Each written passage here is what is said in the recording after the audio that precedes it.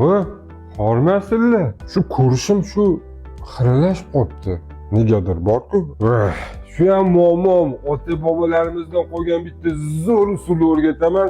Sen uni qilgan ko'zing bori burgutni, lochinni ko'zidan ham zo'r ko'radigan bo'ladi. Bizga kerak bo'ladi 1 dona limon, 5 dona tozalangan chesnok donalari va 100 gram asal. Yuvilgan limonni to'g'rab, mayda qilib to'rab olish kerak bo'ladi. Limon o'z tarkibida juda ham katta miqdorda vitamin C saqlagani uchun kapillyar tomir, ya'ni mayda ko'z tomirlari uchun juda ham foydali hisoblanadi. To'g'ralgan limonni bitta bankaga solib qo'yamiz. So'ngra chesnok donalarini mayda qilib to'rab olamiz. Hozirgi kunda ilmiy isbotlab berilgan hisoblanadi. Chesnokning tarkibidagi barcha minerallar ko'z uchun juda ham foydali hisoblanadi. To'g'ralgan chesnokni limonning ustiga solamiz. Limon bilan chesnokning ustidan 100 gram asalni soptirib, ustidan 2 osh qoshiq olma sirkasini solamiz.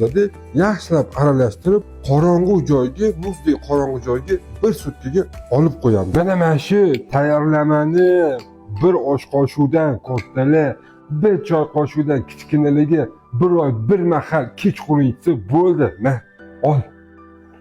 Voy, молодец. Voy, zo'r-ku. Albatta qilaman bor-ku. Как раз menga kerak edi deb tavsiyalarga albatta amal qilishni unutmanglar.